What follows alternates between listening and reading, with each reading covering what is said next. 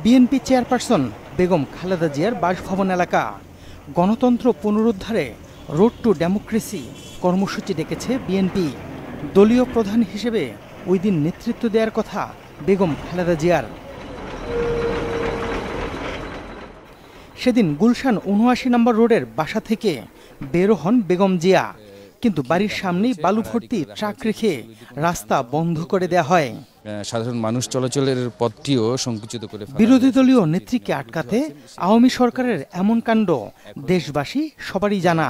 তবে ৫ আগস্ট পট পরিবর্তনের পর নতুন করে আবারও আলোচনায় এক যুগ আগে ঘটে যাওয়া সেই ঘটনা। আমার কাছে 2 গাড়ি বালু এবং 2টা ট্রাক চাইছে। তারা হলো শ্রমিক লীগ এবং চালক লীগের লোকজন। দেলোয়ার হোসেন পেশায় গাড়ি চালক, রয়েছে রেন্টেকারের ব্যবসাও। দেলোয়ারের দাবি, বিএনপি চেয়ারপারসনের বাসার সামনে ব্যারিকেড দিতে তার কাছ থেকেই বালুর ট্রাক চেয়েছিল শ্রমিক লীগের নেতাকর্মীরা। আমি একজন শ্রমিক দলের কর্মী, আমি কেন বালু এবং বালুর ট্রাক দিম? তখন বলে তাহলে 2 লাখ টাকা চাঁদা দিতে হবে, আর নাহলে তোর এয়ারপোর্ট থাকতে দিব না। তখন আমি বললাম না ভাই, আমি তো এগুলো দিতে পারবো না। এতে ক্ষিপ্ত হয়ে তার কাছে প্রথমে 2 লাখ টাকা চাঁদা দাবি করে শ্রমিক লীগের অনুসারীরা। চাঁদা না দেয়ায় হামলা চালিয়ে ভেঙে দেয়া হয় তার পা। ওই ঘটনার 12 বছরের মাথায় সম্প্রতি মামলা করেছেন। তার দাবি, ইচ্ছা সত্ত্বেও এতদিন মামলা করার সাহস পাননি। যেহেতু স্বাধীন জীবনে দেখি না, এই স্বাধীন দেখছি এইবার। স্বাধীন দেখার পরে যেহেতু আমি 20/10/2024 তারিখ কোর্টে যাই, কোর্টে যাওয়ার পরে ম্যাজিস্ট্রেট আমার এই অবস্থা দেখিয়া আমার একটা মামলা করি। আমি মামলা করে, এই যে মামলাটা ডাইরেক্ট এফআইআর করে, মামলাটা এফআইআর করে বিমানবন্দর থানাকে বলে। দেলোয়ার হোসেনের দাবিগুলোর সত্যতা যাচাই করা দরকার। তার দায়ের করা মামলায় 2 নম্বর আসামি একজন পুলিশ কর্মকর্তা, বিমানবন্দর থানার তৎকালীন ওসি ফরমান আলী। মামলায় তার বিরুদ্ধে অসহযোগিতার অভিযোগ তোলা হয়েছে। বিমানবন্দর থানায় সরেজমিনে গিয়ে দেখা গেল 2013 সালে ওই থানাতেই ছিলেন না ফরমান আলী। সেখানে তিনি ভারপ্রাপ্ত কর্মকর্তা হিসেবে প্রথম যোগদান করেন 2016 সালে, দেলোয়ারের উপর সন্ত্রাসী হামলার 2 থেকে 3 বছর পর। গুরুত্বপূর্ণ একটি মামলায় পুলিশ কর্মকর্তার নাম ভুল নাকি ইচ্ছাকৃত, উত্তর খুঁজতে পরবর্তী অনুসন্ধানে নজর দিব। গাড়ি চালক দেলোয়ার হোসেনের মামলার প্রধান আসামি নুরুল ইসলাম রেন্টেকার ব্যবসায় 25 বছরের বেশি সময় ধরে যুক্ত আছেন।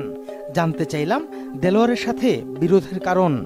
আমার কাউন্টারের উপরে হামলা চালায় এবং আমার কাউন্টারের সুপারভাইজারের কাছ থেকে টাকা পয়সা, রিসিট, বই, সিভিল এভিয়েশনের পাস, স্টাফদের এগুলি নিয়ে যায়, কাউন্টারতে লোক বের করে দেয় এবং বলে এই কাউন্টার এখন থেকে আমরা পরিচালনা করব, তোমরা সবাই বের হয়ে যাও। বিমানবন্দরের ভিতরে একটি পরিবহন কাউন্টার সিভিল এভিয়েশনের কাছ থেকে ইজারা নিয়ে ব্যবসা করছেন নুরুল ইসলাম। অভিযোগ করলেন, কাউন্টারের দখল নিতেই দেলোয়ার তার বিরুদ্ধে ভুয়া মামলা সাজিয়েছেন। সাথে নতুন একটি তথ্য দিলেন আমাদেরকে। 2000 সালে সে অ্যাক্সিডেন্ট হয়ে পা ভাঙে, এটা সাজানো হয়েছে যে 2013 সালে তার বালু ট্রাক চাইছে আমি খালেদা জিয়ার বাসার জন্য।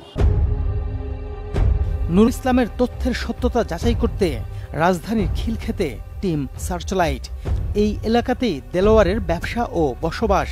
তাকে শুরু থেকেই চেনেন এমন একজন রেন্টেকার ব্যবসায়ীকে খুঁজে বের করি।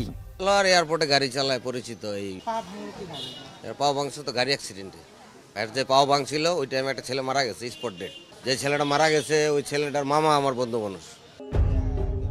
মোহাম্মদ পিন্টু 30 বছরের পেশা জীবনে গাড়ি চালক দেলোয়ারকে কাছ থেকে দেখেছেন। দুর্ঘটনায় পা হারিয়ে কিভাবে ল্যাংড়া দেলোয়ার হয়ে উঠলেন সবকিছুই ঘটেছে চোখের সামনে। তাহলে কি ভাঙা পা নিয়ে তিনি ফায়দা লুটার চেষ্টা করছেন?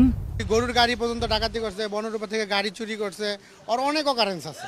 ওর নামে টাঙ্গাইলে মামলা আছে, খিলক্ষেত থানায় মামলা হয়েছিল ওই যে বনরূপা থেকে গাড়ি চুরি করার ব্যাপারে। যার বিরুদ্ধে এত মামলা আর অভিযোগ, তাকে পেশাদার অপরাধী বলাই যায়। প্রশ্ন হচ্ছে, দেলোয়ার সন্ত্রাসী হামলায় আহত হয়েছেন নাকি সড়ক দুর্ঘটনায় পঙ্গু হয়েছেন। আরও নিশ্চিত হতে দুর্ঘটনা কবলিত সেই গাড়ির মালিককে খুঁজে বের করি। অ্যাক্সিডেন্ট করছিল বাবারে, এখানে সে অন্তর মনে নাই 2000 কত সাল হবে জানি না, ঢাকার থেকে টিবলিয়া হাতে যাইতেছিল হাজিগঞ্জ চাঁদপুর প্যাসেঞ্জার নিয়ে, যাওয়ার পরে যা চাঁদপুরেতে লালমাই পার হয়ে যায় জায়গার নাম হলে খাজুরিয়া হাজিগঞ্জ রোড, ওইখানে লাস্ট পর্যন্ত রাত্রেবেলা গাড়িটা মাইরা দিছে। রাত্রে মাইরা দেওয়ার ফলে অনেক দূরে গেছে রাস্তার থেকে গাড়ি।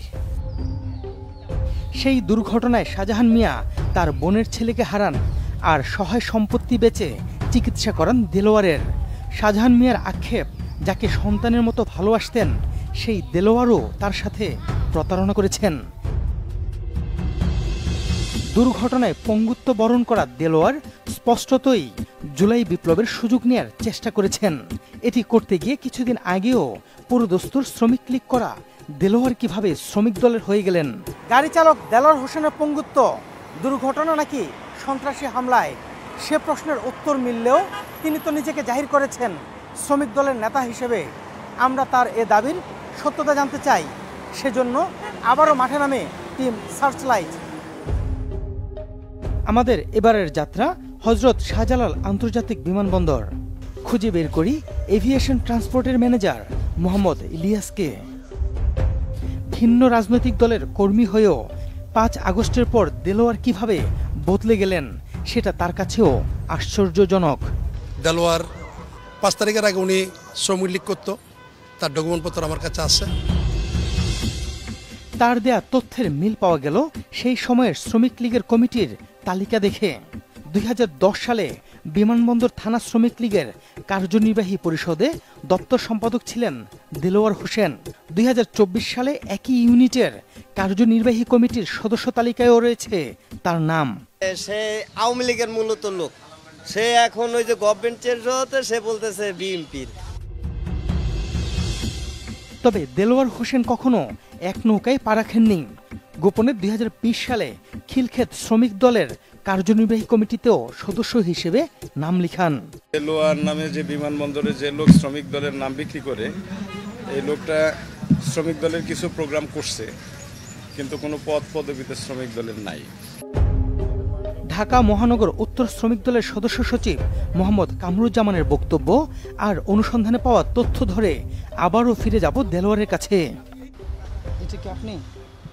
সেটা তো আমি জানি না। এই যে দেলোয়ার হোসেন, এখন কাগজের ভিতরে যদি কেউ নাম লেখে আইনা কয় এটা আমি কিনা, সেটা তো আমি জানি না ভাই। না, এটা একটু জানার বিষয়। না, সেটা তো আমি জানি না। কিন্তু আপনার নাম তো শ্রমিক লীগের কমিটি তো না, এখন না, আমার নাম এখন কেউ যদি কম্পিউটারে কাগজ দিয়ে নাম লেখে আনে, সেটা তো আমি জানি না। না, কিন্তু এখানে তো 2010 সালের ছাত্রলীগ শ্রমিক লীগের বিমানবন্দর শাখার যে কমিটি, সেই কমিটিতে আপনার পদ দেখা যাচ্ছে।